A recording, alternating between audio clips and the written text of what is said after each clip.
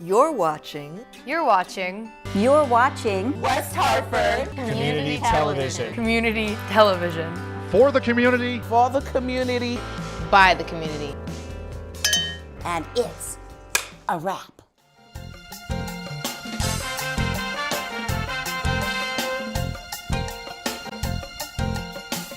Hello and welcome to Shalom Hartford. In the 80s, you might have been aware of an international, worldwide phenomenon. That was the Cabbage Patch Kid.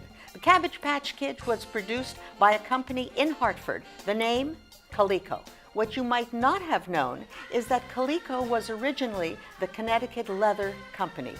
Today we're going to be speaking to one of the visionaries and one of the leaders of Coleco. I'm Pat Kazakoff. You're watching Shalom Hartford. Stay with me and we're going to meet Arnold Greenberg. How did the Cabbage Patch doll come to you? It came to me and to us at the company by a backwoods Georgia artisan, actually from Cleveland, Georgia. His name is Xavier Roberts, and he developed a concept of a much larger, much more expensive doll. He realized that there would be an opportunity to mass market a different, smaller, less expensive version of that doll. Was he a well-known artist? No, I think he was known regionally at the time, and that's all. And why did he come to you? Well, he came to us because the larger doll companies in the field at that time, in particular Hasbro and Mattel, passed on the concept. They didn't want to license it. They thought that the concept really had no marketing appeal. So he came to us, a company that had never made a doll, but was very eager to make a doll, which is the iconic toy for a toy company. And why, if Hasbro gave up on it and Mattel gave up on it, what did you see in that doll? We saw an opportunity to add the appropriate bells and whistles to the doll to significantly reduce the price that the person would have to pay. And at that time, it was no more expensive than $29.95, and in certain cases, versions of it were just $20. What we did is add the concept of giving a name to each doll. Susie May or Tommy Ellen Elifer. How'd you choose the names? Well, we used the 1938 State of Georgia name registry, believe it or not. And then we said, look, why doesn't each doll have a different dress? And what we did is create a matrix whereby no two dolls looked alike. No two dolls, of course, had the same name. And what we did is add the feature of adoption. What you did is adopt the doll. You adopted the kid. You didn't buy it. That would be much too commercial. And as a result, we created a relationship between the child's parents, and the company. And that, of course, gave us an opportunity to sell follow-on products as well. So how does that work? Like if you have, you were, Coleco by that time was a nice size company. Yes. Okay, so how does that work? Who makes those kinds of decisions? Well, a decision like that really involved just about everybody at upper levels of the company, not just my brother and me, but certainly sales and marketing as well, in determining whether or not the time was right to enter the field and what changes had to be made to adopt it or adapt it for success. I love the concept of adoption. Yes. Like I've never, is there one person that you could credit with coming up with that idea? No, I think more than one were involved, and I won't single out any people for credit other than a team of veteran Coleco players. Did you know it was going to be as successful as it was? No. You had no idea. Well, we had hopes, but we certainly weren't convinced that that would happen. It was a new field for us. We knew that other companies had passed on it. So we tried an experiment. We convinced Macy's in New York to put a dozen on the counter without any advertising. This was in November of 1983. And they sold like the proverbial hotcakes. They just went off the counter. From and after that date, we couldn't make them fast enough. So how many Cabbage Patch dolls in the end did you sell? Do you have a figure on that? Oh, no, millions. Millions were sold in the space of a few years. What's millions? Well, millions, I would say easily 5 million or so were sold in the space of just a few years. And that was certainly more of a single item than we had ever sold in our history. Before you had the Cabbage Patch dolls, you were in ColecoVision. Yes, You were in yes. Telstar. Yes, we were very much in our electronic phase at that time, starting with Telstar. And what we were eager to do is remain a toy company at heart. And therefore, we said, look, it's worth taking a chance on a doll product, even though it is so unusual. And the cost of entering was very inexpensive. The other items we made, like ColecoVision or Atom or Telstar, usually involved expensive tooling, which took several months to produce. And dolls are essentially soft material, sewn and stuffed, so it was very easy to get started and then to multiply the units. As you were selling the Cabbage Patch Kid, you were also still selling ColecoVision and yes. Telstar. Yes. So at the beginning of the show, I mentioned that you went from Connecticut Leather Company to Coleco. How did that happen? Well, it happened in stages, largely to my older brother Leonard, who has since passed away. He entered the business in the late 40s, shortly after graduating from Trinity College. That's when our business was in the hobbycraft stage. We took the leather from Connecticut Leather and used that as the basis for a line of hobbycraft kits. Well, originally your father was selling findings for shoes. That is correct. And so from that you went into the hobby business That's with right. Leonard as sort of taking the lead on that. That is right. That is right. And then we had a hobbycraft phase that really lasted until we went public in 1962. And that really was heralded by the development of a rigid plastic wading pool. We were the first to produce. That's a pool that really entered into the next phase, namely recreational products for the company. And the third phase, of course, was characterized by electronic products. So why did you go, I can see how you went from the shoe findings to the hobbycraft, selling the hobbies to veteran homes and hospitals, but how did you go from that to the swimming pool? It seemed clear to us that there were limitations in the appeal of the hobbycraft products, and we dreamed of being a larger company with other products. And we had factory space available to us at the time, and engineering talent that pushed us into that field. And from there was a natural expansion from wading pools into steel wall above ground pools that started when we added the Kestrel Company in Springfield. You talked about the dream. You talked about that you dreamed of a bigger company. Sure. Did you and your brother dream of this, or did your father dream of this? Like, where did the dream come from? At this point in time, the dream was focused by Leonard, who realized that there was a limitation, certainly in the shoe findings business, That was not Leonard's dream.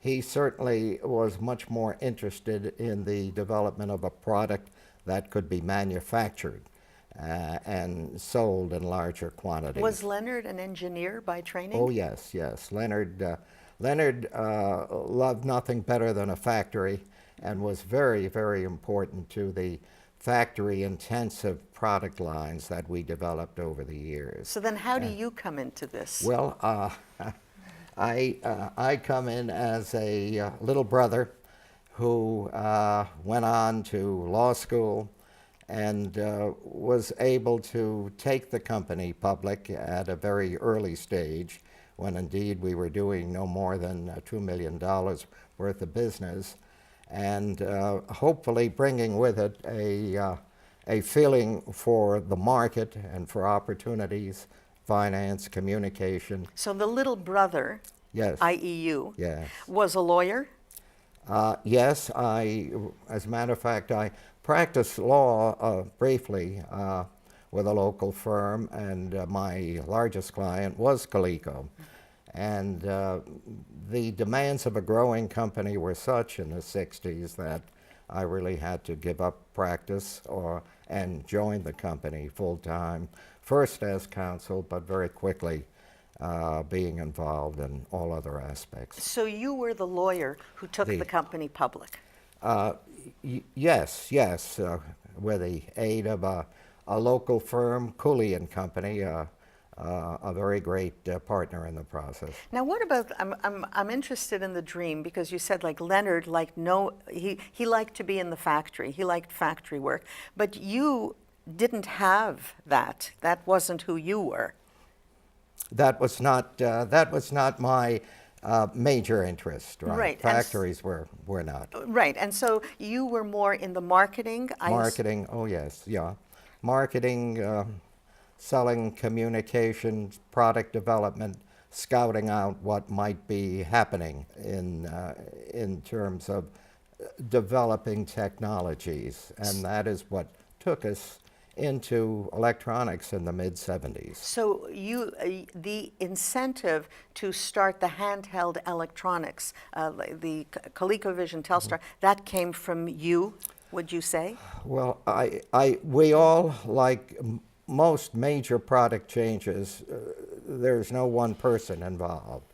There's a team of upper management, sales, marketing, and we had contact with an inventor who had a product that was very much like one that was being introduced in the marketplace at that time, the so-called Pong game, which we called Telstar. We said, that is something we should get into and develop our skills in electronic technology. Following Telstar came along the one-player football game and other two-player sports games.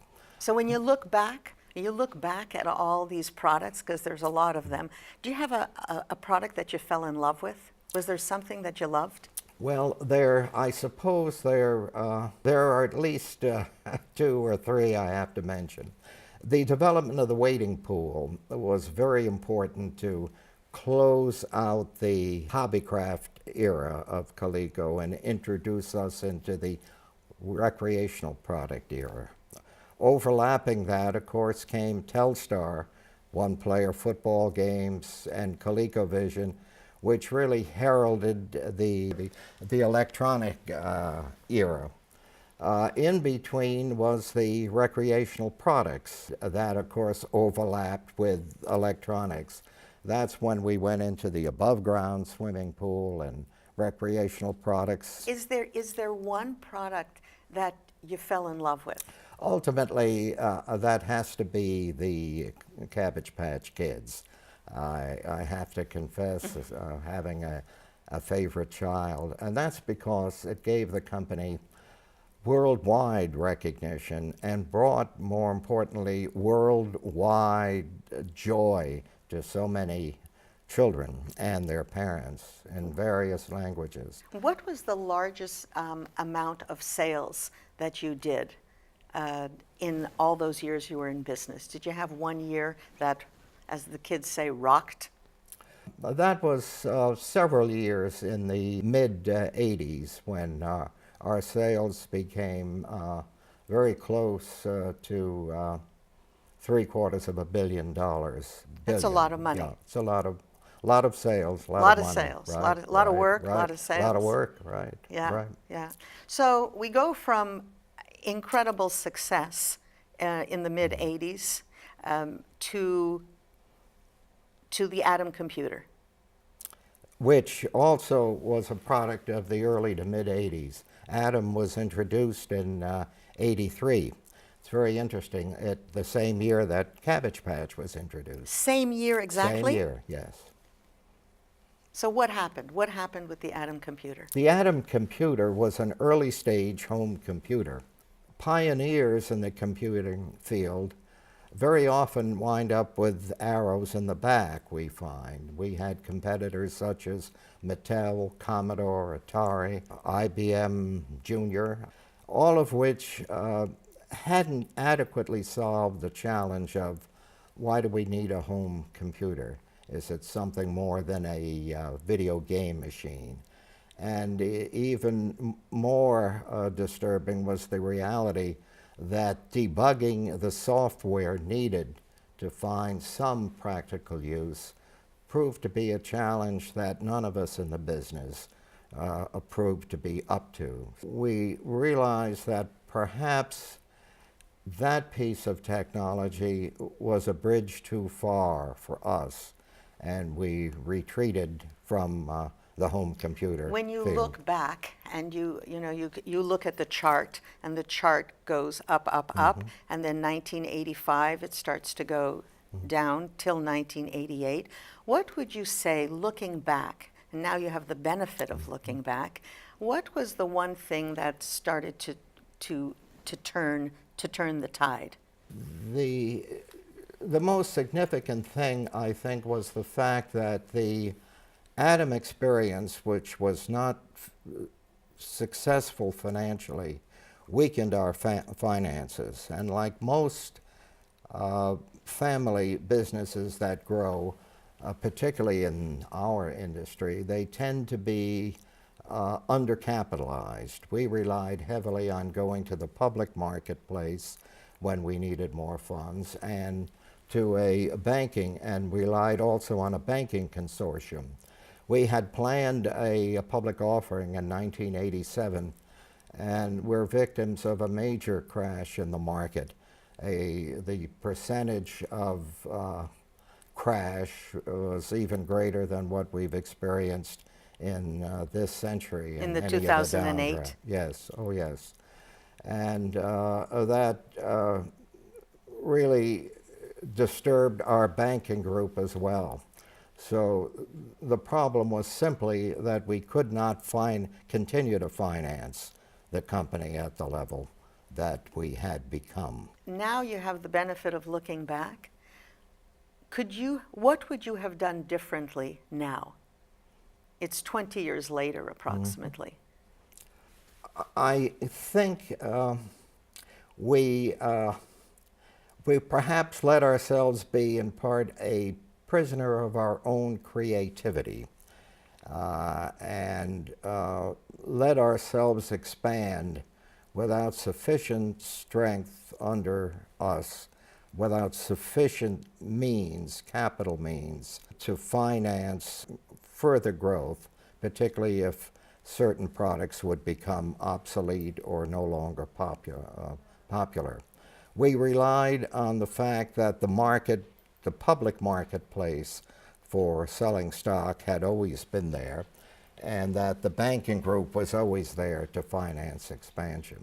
So what would you have done differently? Well, we would have trimmed our growth. We would have said, this is a wonderful product, but we can't afford the risks in introducing it this year. We have to do it in another year when our financial base is stronger.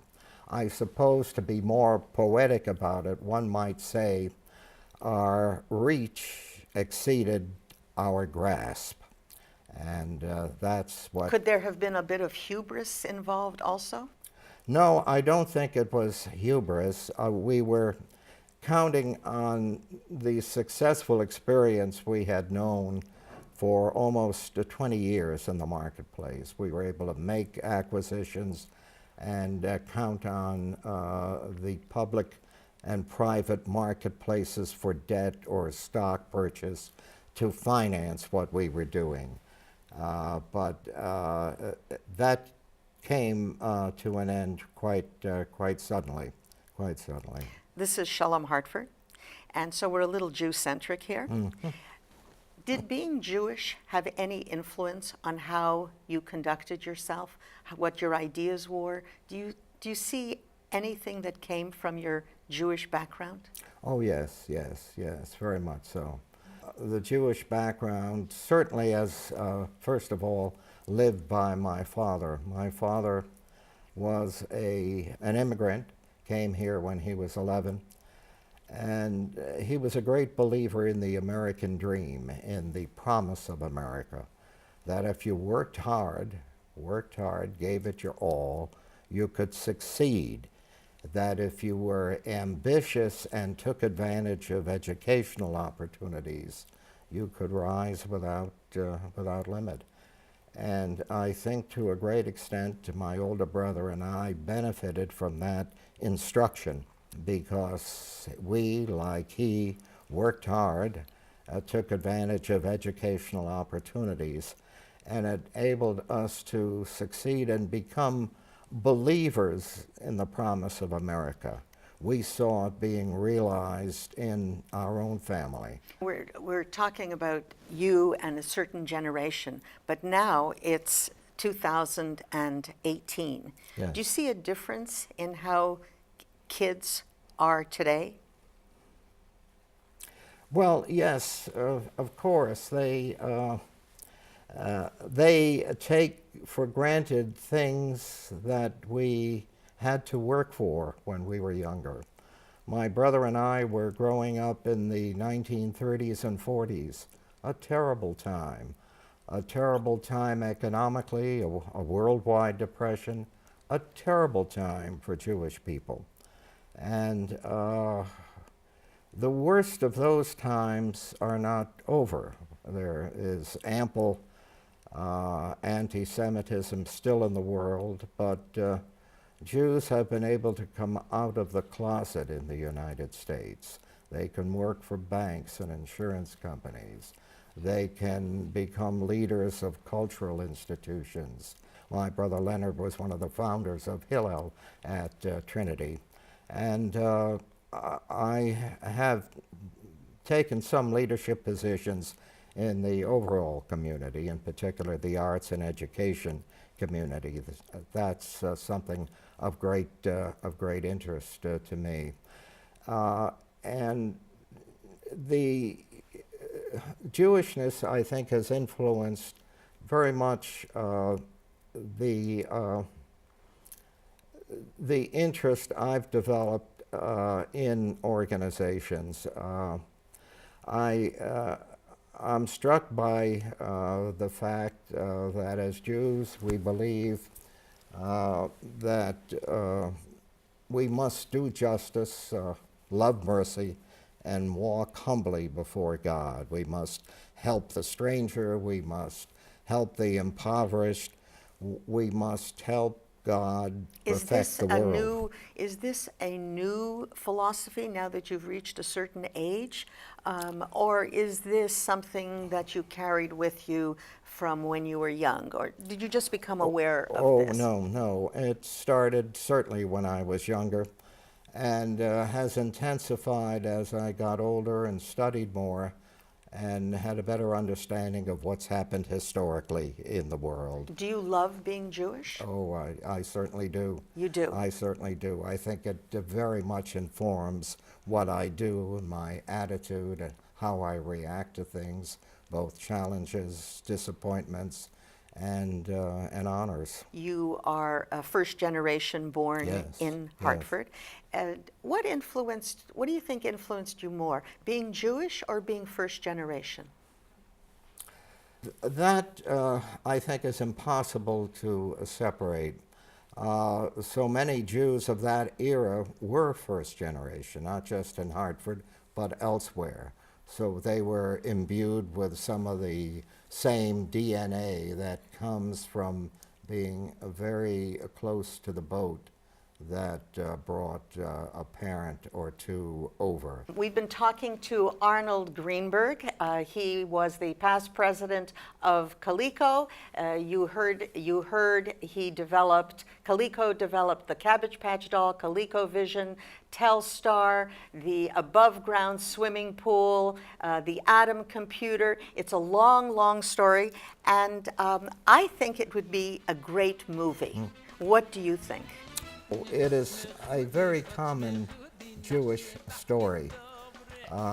Immigrant parents who imbued children with the realization that the social mobility goes upward as you educate yourself and work hard, and wonderful things can happen.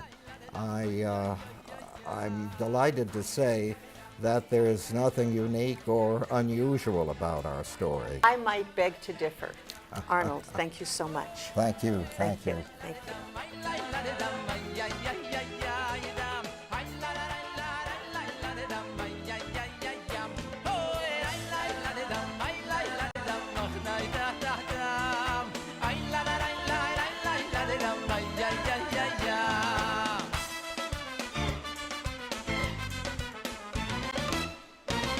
Der Rebbe hat geheißen Freilachsam, Freilachsam, Freilachsam in Sam. Der Rebbe hat geheißen Freilachsam.